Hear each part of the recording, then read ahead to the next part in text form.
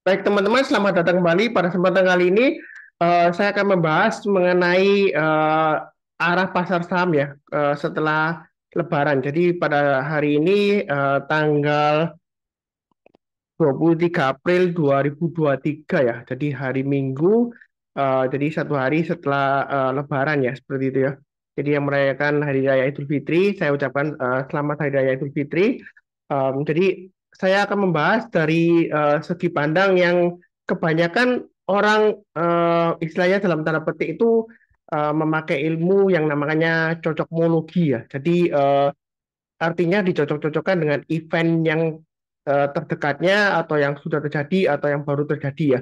Jadi seperti Lebaran, umumnya orang mengatakan, oh saham-saham apa setelah Lebaran? Biasanya juga sebelum Lebaran juga seperti itu juga ya. Tapi setelah Lebaran biasanya mereka bilang, oh saham konsumsi gitu ya. Karena konsumsi biasanya berhubungan erat setelah Lebaran dia naik ya, seperti itu ya. Saudara lagi yang bilang, oh setelah Lebaran itu saham jalan tol, jasa marga, gitu ya. Nah, kemudian ada yang bilang, oh enggak, setelah Lebaran ya finance ya, seperti itu ya. Nanti saya akan bahas berdasarkan yang sudah terjadi 5 tahun terakhir ya. Setelah Lebaran itu kira-kira H+5, jadi setelah pasar buka ya, 5 hari kemudian dan kemudian 10 hari kemudian itu kira-kira saham apa aja yang naik atau turun? Apakah ada spesifik pattern atau pola tertentu? Misalnya setelah H+5, setelah libur Lebaran buka ya, mungkin sektor keuangan naik atau sektor konsumsi atau sektor energi ya seperti itu ya. Kalau H+10 bagaimana? Apakah sektor lainnya atau gimana ya seperti itu ya. Jadi nanti saya akan tunjukkan berdasarkan 5 tahun terakhir ya seperti itu. Memang datanya saya ambil dari 2018 ya. Di tengah-tengahnya itu kan ada COVID ya 2020 ya. Jadi 2021 itu juga lebarannya juga kalau nggak salah digeser seperti itu ya waktunya ya. Jadi nanti saya akan tetap fokusnya di liburan setelah lebaran ya. Baik itu setelah digeser berarti setelah digeser setelah lebaran ya seperti itu ya. Jadi akan saya bahas dari segi statistiknya apa yang sudah terjadi sebelumnya. Apakah ada sektor tertentu yang naik ya, sehingga orang-orang itu kan banyak pakai ilmu cocokmologi. Misalnya, oh sektor retail Pak Sunar karena Lebaran orang belanja seperti Matahari ya, LPPF atau RALS gitu ya. Nanti kita lihat apakah memang ada pattern seperti itu atau enggak ya seperti itu ya. Jadi saya akan sharekan filenya ini after Lebaran ya. Ini berdasarkan research yang saya buat. Eh, Sebelumnya saya sebutkan dulu mengenai libur Lebaran ya. Ini saya coba perbesar. Kalau misalnya tulisannya kurang jelas, resolusi videonya dinaikkan ya. 1080p biasanya bisa kelihatan jelas. Karena defaultnya kalau pakai HP dia resolusinya paling rendah ya seperti itu ya. Nah kalau kita lihat ini dari 2018 sampai dengan 2022 ya. Di tengah-tengahnya ini ada COVID ya 2020 ya. Jadi ini libur lebarannya. Jadi bursanya buka setelah tanggal 19 ya. Jadi mulai 20 Juni ya yang ini untuk 2018, 2019 berarti mulai hari berikutnya setelah 7 Juni ya. Jadi ini libur lebarannya. Nah setelah itu saya ambil statistiknya. Jadi screenernya di sini saya lihat kan 2018 plus 5. Nanti eh, kalau yang berminat file ini saya bisa sharekan di grup Telegram Saham Profit ya kalau mau misalnya berminat untuk melakukan research sendiri ya seperti itu ya. Jadi di sini strateginya saya ambil targetnya ya dari 20 Juni 2018 sampai dengan 26 Juni 2018. Jadi 5 hari bursa setelah libur Lebaran selesai ya. Jadi dibuka bursanya tanggal 20 Juni, kemudian 5 harinya kira-kira sama apa yang ditutup naik atau turun ya, atau apakah ada pola tertentu seperti itu ya. H+5, kemudian ini H+10 ya. Nah, dalam pemilihannya itu saya strateginya saya urutkan pertama ya, ini saya coba filternya saya hapus dulu, saya filter ya. Jadi pertama saya pilih yang transaksi value-nya ya, saya fokusnya ke value-nya aja, jadi bukan ke volume. Anda bisa nanti search sendiri berdasarkan volume, tapi berdasarkan value transaksinya ya. Jadi saya urutkan yang terbesar, kemudian ini ada mix ya, antara indeks dengan saham itu mix. Jadi saya bisa hilangkan indeksnya ya karena kita kan nggak bisa tradingkan indeks ya, kita tradingnya kan hanya bisa di saham-sahamnya. Jadi indeksnya saya hapus, tetap composite-nya saya tampilkan untuk sebagai acuan benchmark umumnya ya. Dan di sini kalau kita lihat berdasarkan transaksi terbesar, Big Bang di sini H+5 di tahun 2018 setelah libur lebarannya itu kecenderungan turun ya. BBRI turun 4,73%, kemudian BBCA juga turun, walaupun turunnya nggak banyak ya dibandingkan BBRI, BMRI juga turun dan lain-lainnya. Dan ini juga beberapa sektor, misalnya, oh Pak Sunar, setelah Idul Fitri biasanya mungkin ada bisa konsumsi Pak Sunar INDF ya, itu buktinya juga minus ya H+5-nya seperti itu ya. Bank juga minus ini di tahun 2018. Eh, Sedangkan untuk H+10-nya bagaimana ya, tetap strateginya ini saya urutkan berdasarkan transaksi value terbesar, kemudian ini saya pilih yang semua saham ya, kecuali yang indeks saya hapus, dan kemudian saya kalau diurutkan berdasarkan yang tertinggi ya, ini H+10 ya, yang sebelumnya H+5. Kita urutkan yang kenaikannya tertinggi. Ini saham-saham yang biasanya saham-saham yang second liner atau third liner di sini ya, yang naik tinggi setelah libur lebarannya. Ini berdasarkan tahun 2018. Kalau plus 10-nya, nah kalau kita lihat di sini kurang lebih masih tetap sama second liner atau third liner ya. Saham yang primary-nya yang big caps biasanya kecenderungan masih lesu, naik pun dia nggak banyak ya. Nanti kita bisa lihat statistiknya. Ini 2018. Kemudian kita memasuki 2019. Jadi 2019 di sini sebentar. Ini 5 hari setelah Lebaran ya, libur Lebaran. Jadi begitu marketnya buka 5 hari, ini saya short berdasarkan transaksi value terbesar, kemudian uh, indeksnya saya hilangkan. Nah, kenaikan tertinggi ya kalau kita lihat ini saham Sima sebelumnya ya. Ini kebanyakan yang naik tinggi ini second liner atau third liner ya. Memang ada saham yang SSIA di sini naiknya lumayan tinggi ya.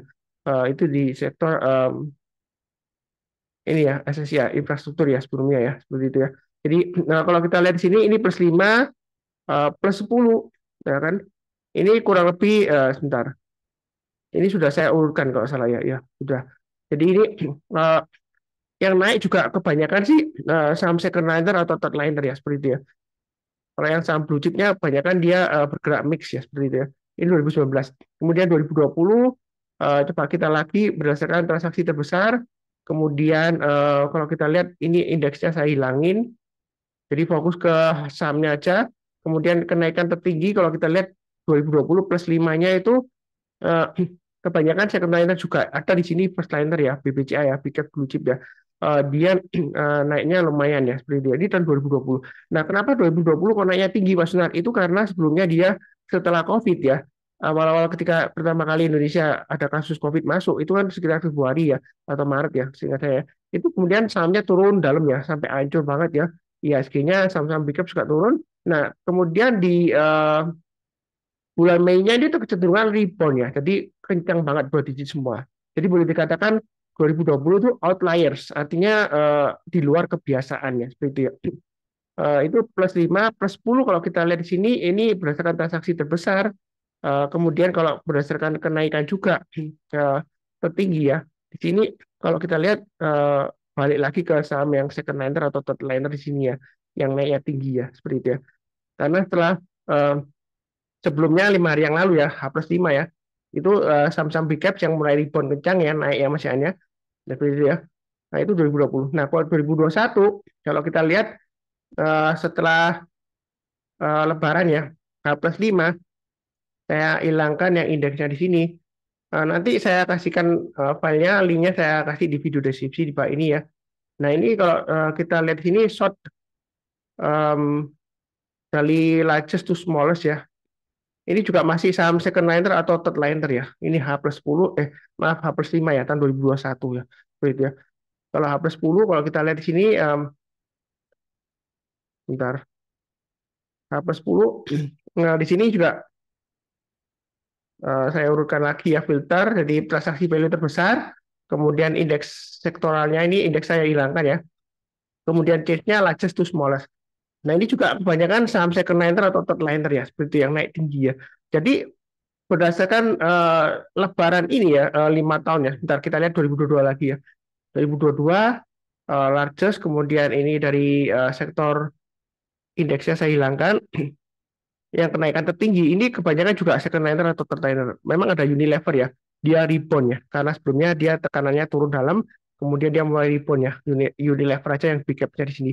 Lain-lainnya sih kecenderungan em, enggak ya, kecuali ini ITMG masih lumayan kuat ya untuk sektor energi ya, begitu ya. Nah, dia masih kenaikannya 2 digit ya. Ini H plus 5 setelah Lebaran tahun 2022 ya. 2022 yang H plus 10-nya, kalau kita lihat di sini, loss change-nya, indeksnya saya hilangkan.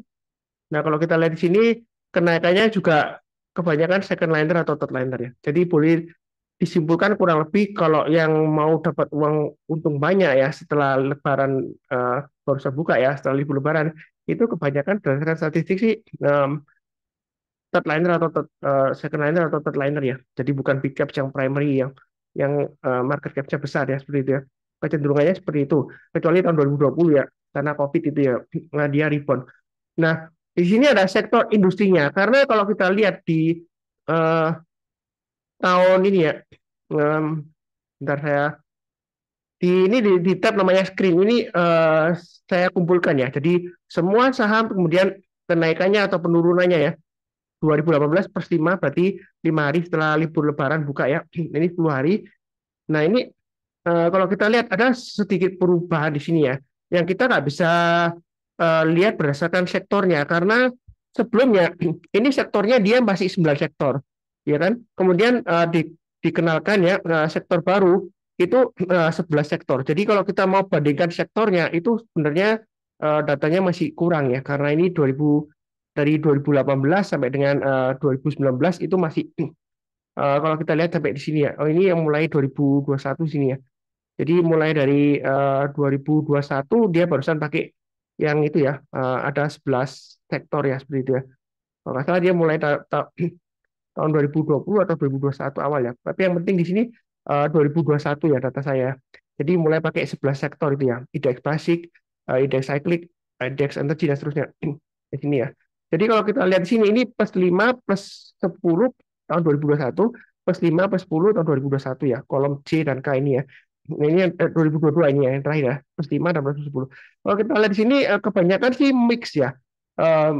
Plus 5 kecenderungan dia lesu kecuali di industrial infrastruktur ya seperti itu ya. Dan kemudian dia plus 10-nya kecenderungan kalau dia plus 5-nya naik, plus 10-nya dia kecenderungan koreksi ya seperti itu ya. Ya ini masih cenderung koreksi seperti itu ya. Jadi kalau kita bicara orang-orang yang bilang, oh Pak Sunar, biasanya setelah Lebaran itu saham tol, jalan tol ya, JSMR gitu ya, atau sebelumnya ya. Kita lihat karena sebelumnya sudah lewat, saya fokusnya ke setelahnya ya. Kalau kita lihat JSMR, benar nggak sih Pak Sunar cocokmologi ilmunya? Ya buktinya dia malah setelah Lebaran dia koreksi dalam ya. Ini dari 2018 koreksi, 2019 memang kecenderungan datar, flat 2020 dia pun koreksi ya. Ketika yang lainnya rebound kencang ya. Ini 2021 yang terakhir 2022 juga koreksi. Jadi nggak benar ya kalau misalnya oh setelah Lebaran berarti jasa marga panen karena banyak orang yang pakai kendaraan pakai tol ya tarifnya dapat untung banyak ya belum tentu ya seperti itu ya buktinya dia secara statistik dia malah setelah Lebaran dia malah turun ya. Terus ada yang bilang oh konsumsi ya Unilever memang naik H plus 10-nya 2022 2022 juga karena sebelumnya dia turun dalam ya jadi nggak ada yang spesial sebenarnya ya. Kemudian yang Indofood ya Indofood juga sebelumnya turun dalam di sini ya. Jadi kalau bicara pakai cocokmologi ya setelah Lebaran ilmu apa konsumsi kita lihat coba Mayora gitu ya. Mayora juga memang naik ya seperti itu ya. Jadi ada kemungkinan mungkin sektor konsumsi masih cenderung bagus ya dibandingkan sektor misalnya jalan tol yang orang-orang baik jalan. Kemudian retail ini saya copy aja ya saya copy ke bawah jadi supaya membandingkan yang banyak. Kemudian retail misalnya MAPI Mitra di Perkasa kecenderungan koreksi ya dua tahun terakhir ya setelah Lebaran ya. Kemudian LPPF di mana Pak Sunar eh, mix ya. Jadi sebelumnya 2021 dia kecenderungan eh, cenderungan masih sideways ya naik pun nggak banyak, turun juga nggak dalam. 2022 dia naiknya sampai 3,24% setelah pas 10-nya. Kemudian lain-lainnya seperti RALS ya eh, itu juga kecenderungan H+10 dia naik ya untuk tahun 2022 ya seperti itu ya.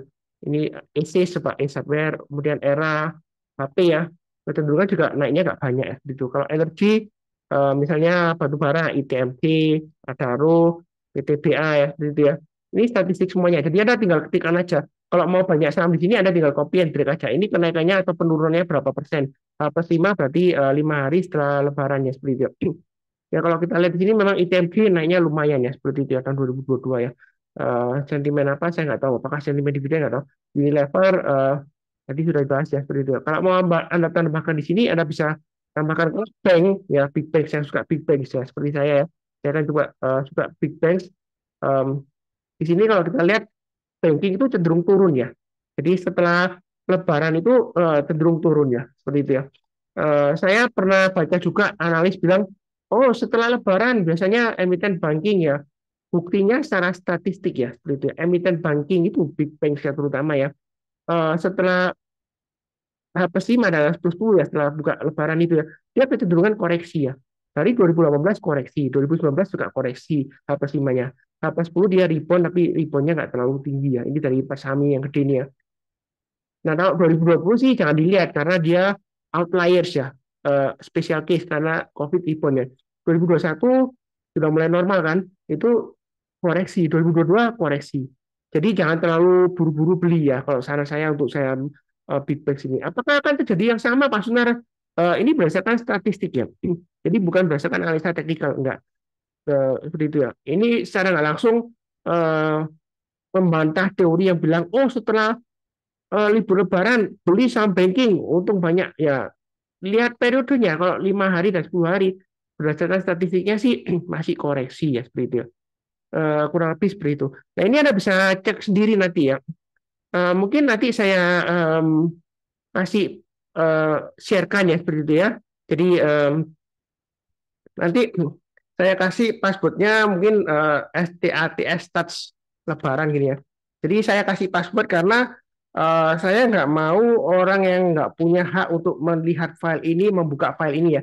Jadi saya kasih passwordnya itu Touch Lebaran. Nanti filenya Anda bisa download di video deskripsi bawah ini ya. Jadi kalau yang sudah nonton pasti sudah tahu passwordnya seperti itu ya. Jadi kalau nggak nonton nanti pasti tanya, oh passwordnya apa? Ya silakan nonton dulu ya. Karena kalau Anda nggak nonton, terus terang aja saya bilang Anda nggak berhak untuk melihatnya atau membuka file ini ya seperti itu ya. Yang nggak ada yang dirahasiakan sih cuma ya itu aja. Ini saya berdasarkan sektornya. Ini bukan sektor indeks sektoral enggak. Ini berdasarkan sektor yang industrinya ya. Jadi ini ada 13 industri ya. Kalau kita perbandingkan ya, ini di screen 2 di screen pertama ya. Ini berdasarkan indeks sektoralnya, ya kan. Ini yang terakhir memang nggak ada yang spesial, kecenderungan masih koreksi rata-rata ya seperti itu ya. Untuk setelah H+5 dan H+10. Kemudian, nah ini ada beberapa di sini ya. Ini statistiknya. Jadi misalnya ini satu itu berarti naik, nol berarti sama ya, nggak naik nggak turun ya. Kalau -1 berarti turun ya seperti itu ya. Kalau di jumlah ya H+5 dan H+10 ya. Ini saham-saham yang sering kali naik ya berdasarkan statistiknya. Kalau dia makin tinggi berarti peluangnya dia setelah Lebaran dia naik makin banyak ya seperti itu ya. Ini juga nggak banyak saham yang di sini listingnya kebanyakan saham-saham yang second liner dan third liner semua di sini ya. DSI, Budi, Kras ya, Ades ya gitu ya. Jadi boleh dikatakan sih setelah Lebaran mungkin ya saham gorengan ya seperti itu ya. Gorengan dalam arti ya fluktuasinya tinggi yang kurang liquid ya. Ini UNTR special case-nya dia akan bagikan dividen tanggal 27 April ya seperti itu ya. Jadi um, kurang lebih sih pembahasannya seperti itu. Saya mau sharekan terakhir yang video yang saya buat mengenai market summary ya. Cuma sayangnya masih belum banyak yang nonton, mungkin masih pada liburan ya. Jadi ini mudah-mudahan sih kalau masih banyak yang nonton, saya akan aktif bagikan ya di sini ya. Market topic summary di sini ya. Di sini membahas, coba saya play ya di sini ya. Jadi nggak ada teksnya, nggak ada soundnya di sini. Ini coba saya perbesar di sini ya. Jadi mulai dari awal ini membahas mengenai IHSG dan indeks sektoral. Kalau misalnya resolusinya terlalu buram Pak, benar misalnya ya, Anda bisa naikkan resolusinya seperti itu ya. Jadi yang dibahas adalah IHSG dan indeks sektoral, yang naik yang turun apa, kemudian top gainersnya, foreign-nya, net buy-nya apa aja, top broker buy-nya, rekomendasi saham ya, dan juga upcoming dividend event. Ini saya akan kalau yang banyak nonton, saya akan mungkin rutin bagikan ya. Kalau yang nggak banyak nonton, berarti ya ya banyak yang nggak tertarik ya. Kalau banyak nggak tertarik sih percuma saya buat. Ini sebagian besar generationnya by AI ya, automatic ya. Jadi berdasarkan data, saya bikin programnya, jadi dia automatic send ke PowerPoint gitu ya, update datanya di sini ya. Jadi ini kurang lebih seperti itu. Kemudian ini ya, listnya di sini semua, foreign net buy-nya atau domestic net sell ya berarti. Ini kemudian rekomendasi saham untuk yang jangka waktu 1-2 hari ya, seperti itu ya. Karena dia sentimennya jangka pendek, ini saya ketikkan juga buy-nya berapa, kemudian stop loss-nya berapa. Kalau burung dinaikkan resolusinya seperti itu ya. Ya, ini saya ambilnya dari view-nya itu ya, supaya saya lihatkan lebih jelas saja ya. Bentar, ini ada ad yang nggak bisa saya skip ya. Jadi kalau nggak jelas, jelas ini ya, resolusinya dinaikkan ke 1080p ya, supaya bisa kelihatan angka-angkanya di sini ya.